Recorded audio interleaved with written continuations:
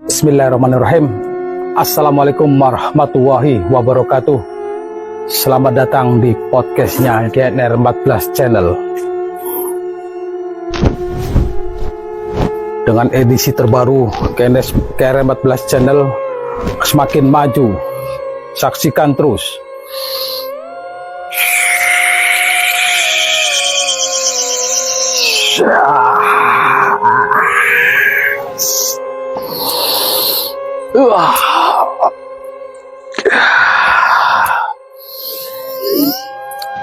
Tongkat sakti, tongkat sakti, tongkat sakti, kemarilah, datanglah. Sebelum tongkatnya gini, makasih ya. Saya terima kasih. Terima kasih. Saksikan terus GNR Podcast GNR 14 Channel. Selamat menyaksikan. Selamat malam semuanya. Kembali lagi di podcastnya GNR 14 Channel. Alhamdulillah hari ini kedatangan bintang tamu yang sangat spesial. Beliau juga tokoh masyarakat di RW 14 dan beliau dapat julukan itu jenderalnya GNR 14 Channel. Kita sambut bersama yaitu Bapak Sudirman. Terima kasih Pak De, saya manggilnya Pak De ya. Sehat Pak De? Alhamdulillah sehat ya. Oh ya, saya juga ditemani sama Mbah Brojol ya, ahli spiritual di lingkungan RW 14 Channel. Sehat Pak De? Alhamdulillah sehat. Pak De,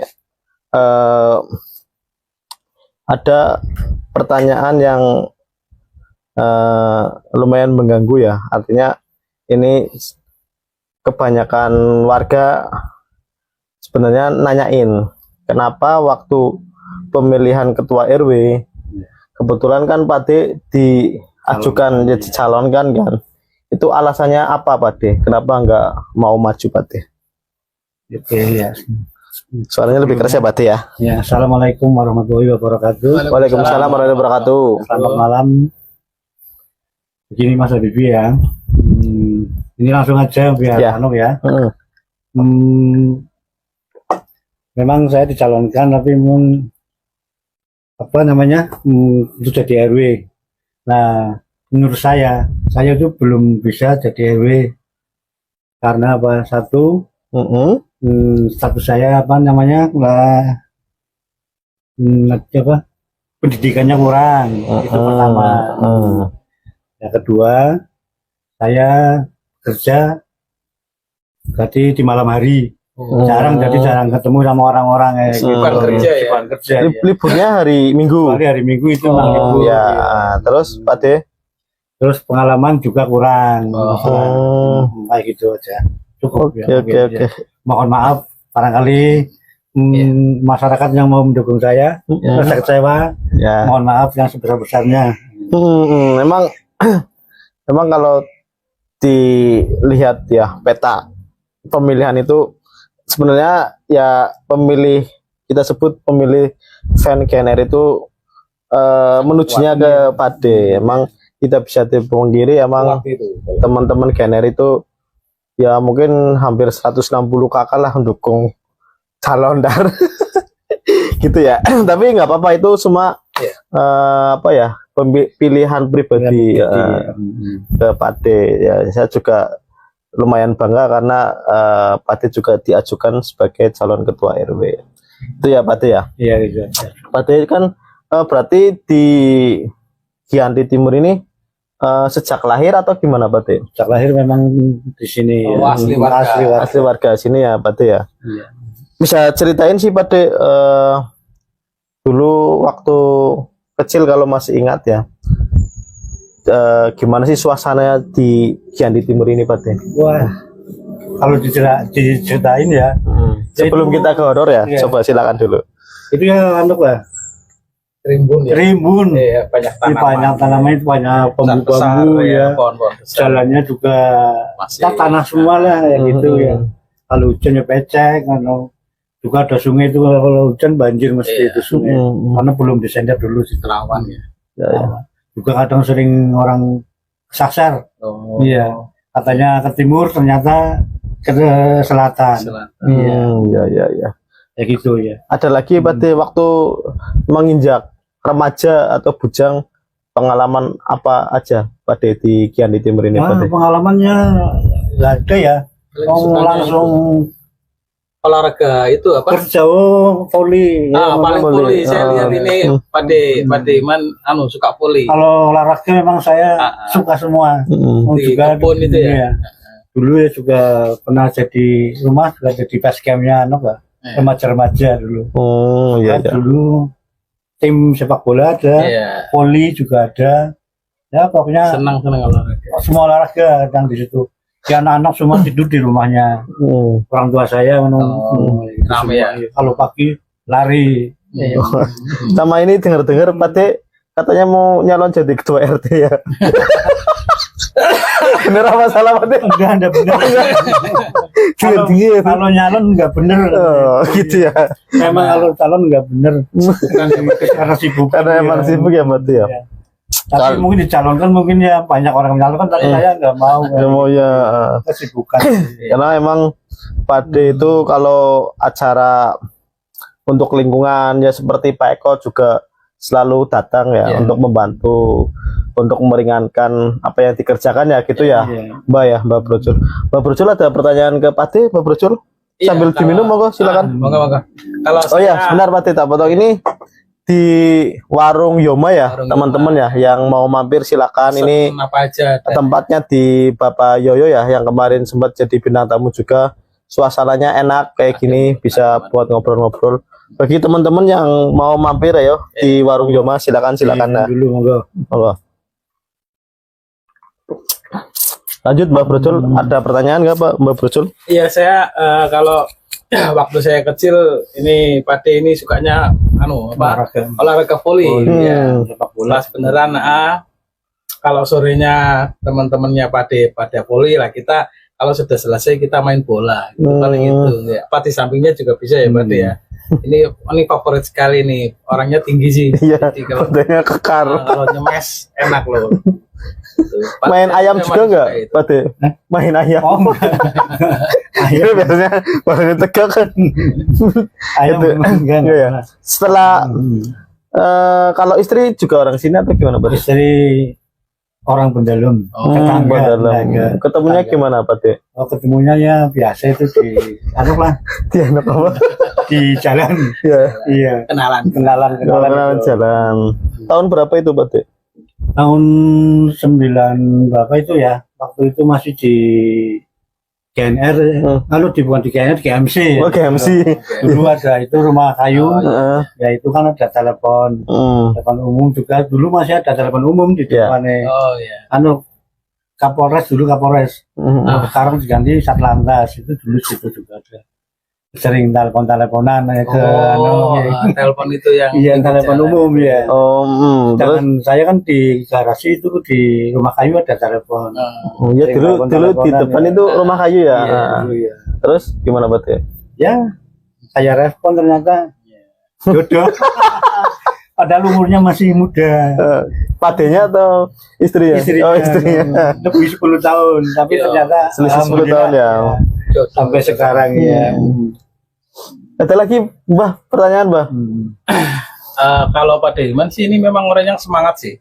Semangat. Betul. Terus antusias. Untuk lingkungan itu semangat kayak Pak Eko lah semangatnya. Kerja bakti apapun bentuknya mesti andil. Aku paling suka orang-orang yang tangannya itu untuk giat. Untuk giat. Maksudnya untuk lingkungan ya. Giat itu memang kalau di rumah kalau enggak ya termasuk gimana? Paling kan kita minggu kan mesti free. Iya betul. Karena kalau minggu ya insya Allah bantu lah. Dulu waktu SD-nya di mana Pak De? SD-nya sekarang katanya udah nggak ada. SD mana sih? Udah pukul SD Mularjo 5. Oh, sini.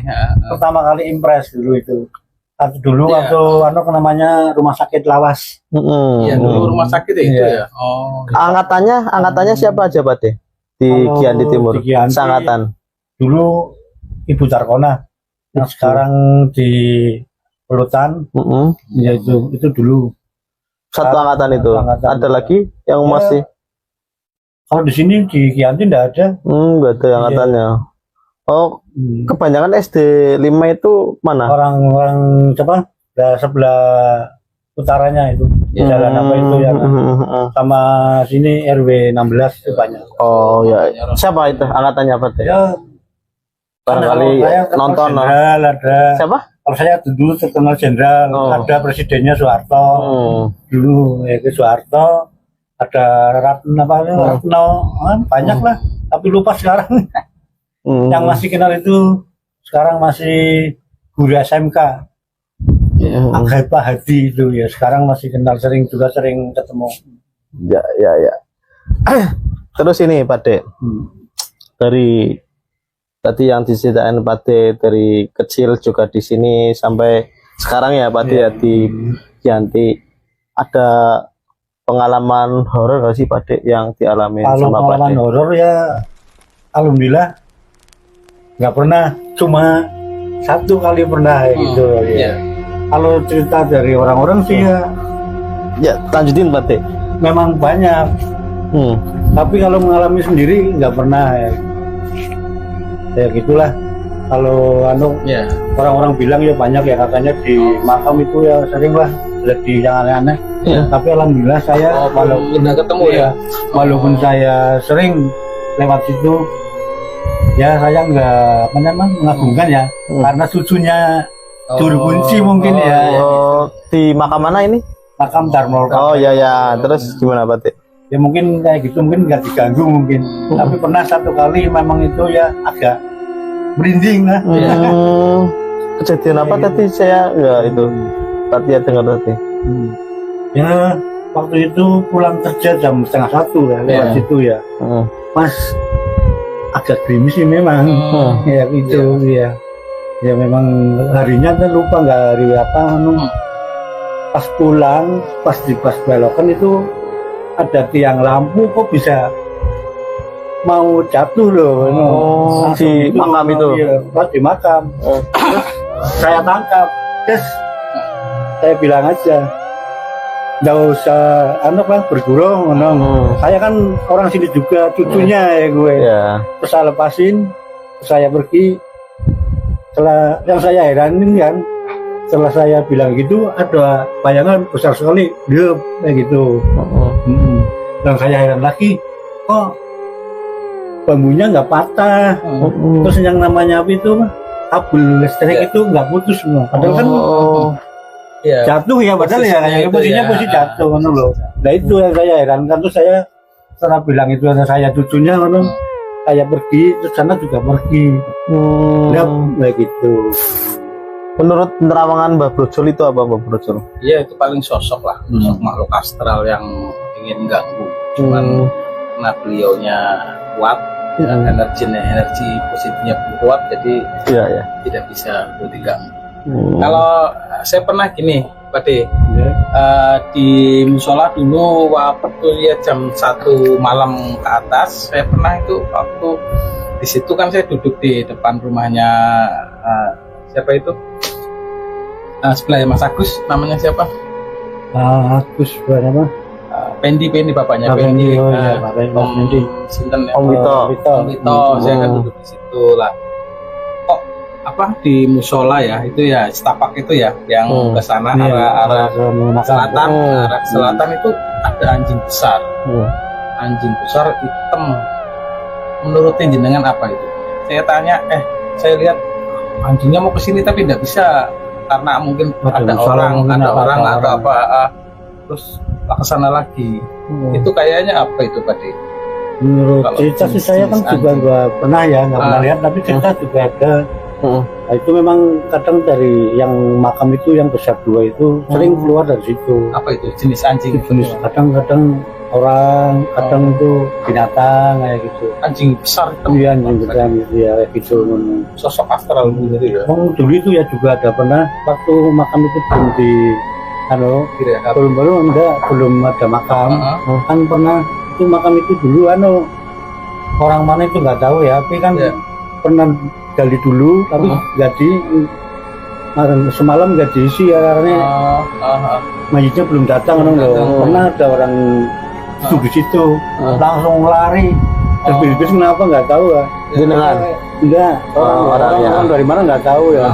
Karena kita dulu kan masih remaja kan nggak tahu, cuma lihat tok lah nggak apa kamar orangnya itu teriak-teriak karena ketakutan apa enggak. Setelah ada makam itu sering terjadi gitu. Kadang-kadang itu kemarin juga cerita katanya sepupu saya juga lihat orang bentuknya. Setelah dipanggil ternyata nggak ada mukanya. Ya. Muka rata ya. Iya. Sering sih di situ kayaknya Mbak ya, daerah situ ya Mbak. Iya, Terutama kami itu yang dua itu yang tinggi sekarang direhab itu, yang hitam. Iya. Ya berarti katanya juga ada pengalaman itu ya, apa sih, bawa kafan atau gimana? Pengalaman itu dulu waktu pindah kuburan itu kan di waktu ada pelebaran jalan, yang makam-makam yang di jalan itu harus dipindahin, digeser. Tapi kalau yang enggak apa-apa langsung itu bagi orang-orang yang punya uang mungkin ya, suruh orang-orang situ nyuruh pindahin. Ada yang dibawa pulang ke daerahnya, ada yang dipindah ke tengah gitu ya. Itu banyak itu. Terus terutama yang di pinggir jalan itu kan orang-orang yang meninggalnya kecelakaan. Yang daerah pinggir jalan itu, jalan raya itu ya, jalan Babu. Makanya kadang orang-orang kalau lewat jalan kan banyak katanya ada yang ganggu, karena orang yang di pinggir jalan itu semua banyak kan orang-orang kayak gitu, orang yang meninggalnya enggak karena kecelakaan ya kebanyakannya berarti ya. Tapi emang itu kain kafannya diangkat atau gimana tadi? Waktu gali itu ya, ya memang kalau saya sih memang enggak merasa takut apa ya, udah biasa sih ya. Itu ya orang-orang ya kadang-kadang ketika ada yang itu kain kafannya masih utuh, terus digali, setelah diangkat ternyata tinggal tulang, tulangnya udah ngumpul malah ya. Tapi kan kafannya utuh ya? Masih kafannya utuh, padahal banyak kayak gitu, banyak waktu dipindah itu. Serem ya, serem artinya emang tadi ini ya itu tadi peduli sama lingkungan, terus giat kalau ada apa ya tentang lingkungan, kerja bakti dan lain-lain. Saya suka di situ ya Mbak ya Pak De. Makanya kadang dijuluki jenderalnya GNR 14 channel ya gitu ya. Sama ini Pak De, menurut Pak De ya, lingkungan di RW 14 ini gimana sih Pak RW? Pak De gimana Pak De? Menurut saya ya Lambung RW 14 itu ya, kalau mulai dari RW 1, 2, 3, 4 itu kalau dilihat ada kompakan, juga ada plus minusnya. Kompak ada enggak? Iya, plus minusnya ada ya. Contohnya gimana? Iya, ya kalau RW 1 kan saya sendiri ya, di RW 1 saya melihat sendiri itu RW 1 banyak kan dari menengah ke bawah. Kalau dari RW 2 rata, menengah ke atas ke bawah ada juga, ada 3 banyak kan menengah ke atas. Nah, itu kadang-kadang kan yang sering ada kecemburuan sosial ya. Makanya kadang kalau saya lihat ya biar kompak semua lah, makanya betul. Tapi kan ternyata tahu sendirilah lingkungan gimana. Ada plus minusnya ya Pak ya. Gitu. Oke. Tapi ronde giat loh di RT 01. Oh iya, betul. Pos kamplingnya ya juga ada. Kalau masalah keamanan ya belum ada jenderalnya mungkin ya. Iya. Iya emang akhir-akhir ini kan banyak kejadian itu ya Mbak Brucul ya, kehilangan sepeda motor itu kan. Makanya mungkin dari kelurahan juga menghimbau agar ada pos kampling ya Mbak Brucul ya sama Pak De ya. Iya.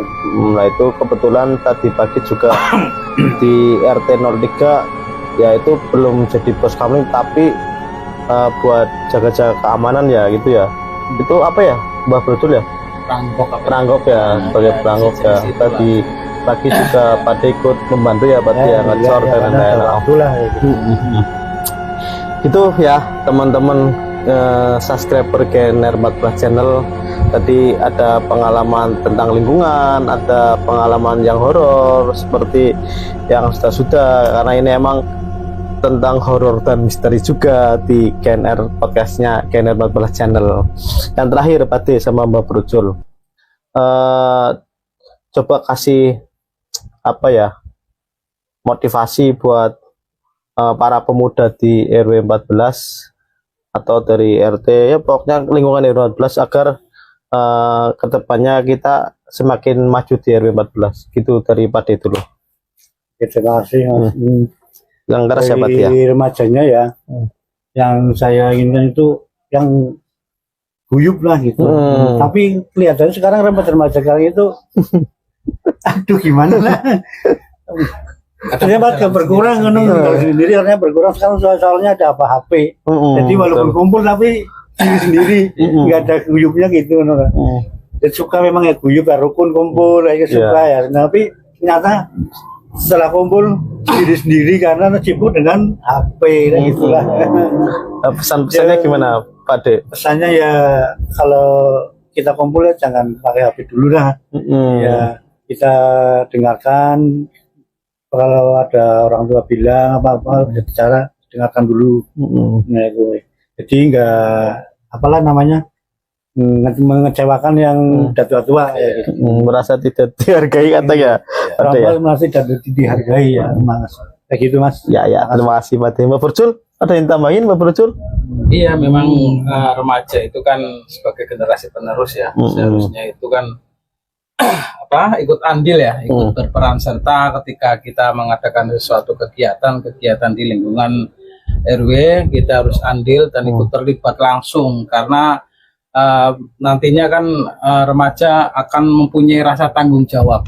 Tanggung jawab lah, nanti di situ kita gembleng untuk menjadi seorang pemimpin yang kuat, tangguh dan bermartabat dan bertanggung jawab kepada lingkungan kita. Paling intinya itu ya, saling kerjasama lah, terus kita berbagi, kita sering-sering ngumpul, ya kan, pesan-pesan ataupun kritikan dari warga untuk membangun RW 14 agar lebih baik lagi. Paling intinya itu. Oke, terima kasih untuk semuanya. Tepuk tangan ya. Oke. Terima kasih ya teman-teman yang selalu mengikuti podcastnya KNR 14 channel. Semoga podcast kali ini bisa menambah wawasan pada teman-teman terutama di RW 14. Ambil kebaikannya dari podcast ini, buang keburukannya nggak apa-apa. Yang suka ayo tonton, yang nggak suka ya nggak apa-apa gitu ya. Kita kembali lagi insya Allah episode berikutnya dengan bintang tamu yang spesial. Sampai jumpa dan wassalamualaikum warahmatullahi wabarakatuh.